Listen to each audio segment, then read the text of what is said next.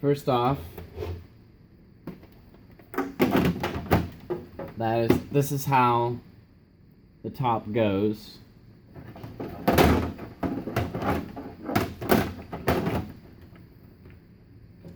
How it comes on is by plugging in right here, and you might have to turn it a little bit just to make the light work.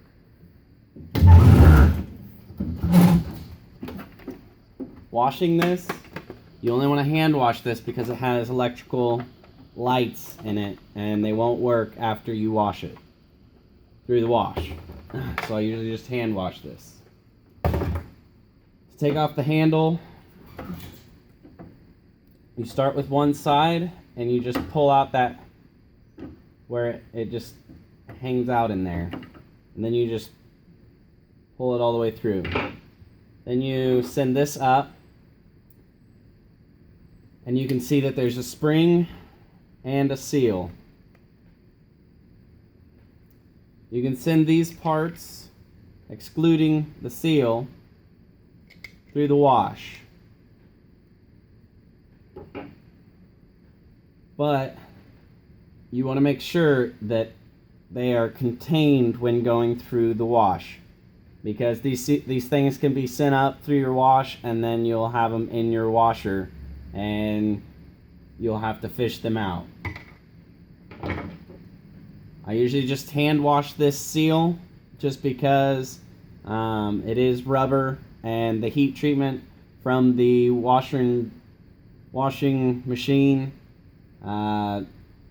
makes it not fit in the compartment for this handle assemblage. To put this handle assemblage back together, you'll start with the seal and then the spring. Next, you'll need to lube either this part or the seal itself. Then, making sure that the seal stays in its assorted spot on the handle assemblage, I send it through. Send it on down, and then put the handle on. You'll start with one end, and then you'll go with the other. The way this hopper comes off is you push this button and then push up and then pull out. There is a bushing on this hopper that must be very careful about not losing whenever you send this hopper through the wash. So how I combating this thing from being lost, this bushing, I hand wash it, or I send it in with a container that allows small parts to be sent through the wash. The way it sits in there is there's grooves on these, on this side, and it just seats in there, and it just sits in there. This auger can be sent through the wash, but this part that I pulled off the auger as well, it's a seal as well, it cannot be sent through the wash. And you'll also notice that there is lube on this. How I lube this is I put a dime-sized amount of lube in between the shaft and the silver cylinder. And then I take this seal and I put it back on and I turn it to where all that lube is evenly distributed. This seal comes off, this gasket in the back also comes off, and I hand wash these gaskets as well, just so that they last longer, as well as these seals and the seal in the handle. 3 things that just need to be hand washed. You'll also want to make sure that after you've pulled this apart, you can hand wash this cylinder as well. To put this back on, I usually start at the bottom and then I go up so that I know that the seal, the back gasket, is on there correctly. Then you'll go with the auger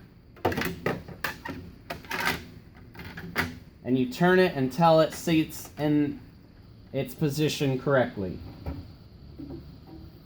Then you'll start with the hopper, and I usually put my backhand in the back so that the machine doesn't go anywhere, and then I put my body into the hopper so that it seats into it. You'll know that it sits in there well whenever the button comes out again, as well as this seal, this gasket in the back, is properly seated. If this gasket in the back is not properly seated, it will leak. And it will leak through the back, down, and into your drip tray. For end of the week cleaning, I usually drain product that's still liquid so that the frozen product can get out of the machine and you can dispense all the liquid product out. After that, I usually rinse water through it. Then I tear it apart.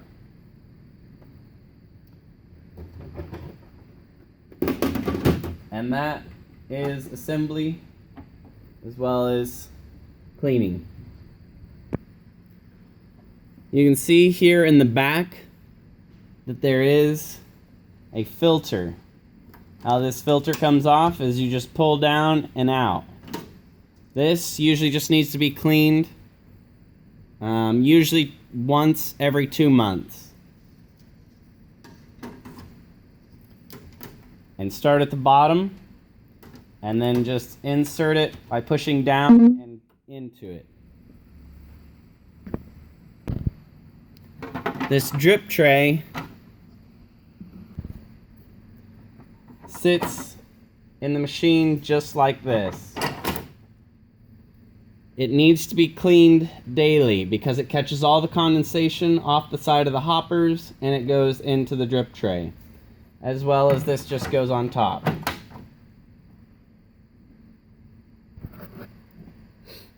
Operating the buttons for the Bunn Ultra 2 machine, you'll first click the power button and then the machine will come on. This controls the left side auger. This controls the left side freezing mechanism. This controls the right side auger. This controls the right side freezing mechanism. The left side freezing mechanism only controls the left side hopper and auger as well as freezing mechanism. The right side only controls the right side hopper, auger, and freezing mechanism. As you can see, once you push the power button, it comes on. And it automatically is doing whatever you had it set for whenever you turned it off. The left side auger button controls the left side auger. The right side auger button controls the right side auger. Freezing, ice, chill means just cooling the product. You can cool it overnight. And off means it will not do anything. Ice means that it will be freezing the product. Chill means it will just be cooling the product. Off means it will be doing nothing. I leave the augers on at all times whenever I have the machine running at chill or ice. If off, then the augers can be off.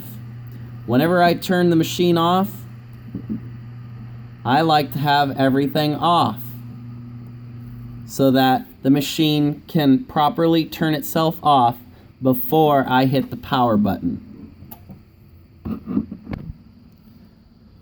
To make this product, you use one of these Juice Alive products, which is a 1 to 5. So, just so happens to be these jugs are around 3 gallons. All you have to do is pour one of these jugs into one of these containers, then fill the rest with water all the way up to the neck completely. And that is how you make the product. To pour it, I usually pour this way instead of this way. It makes less of a mess this way.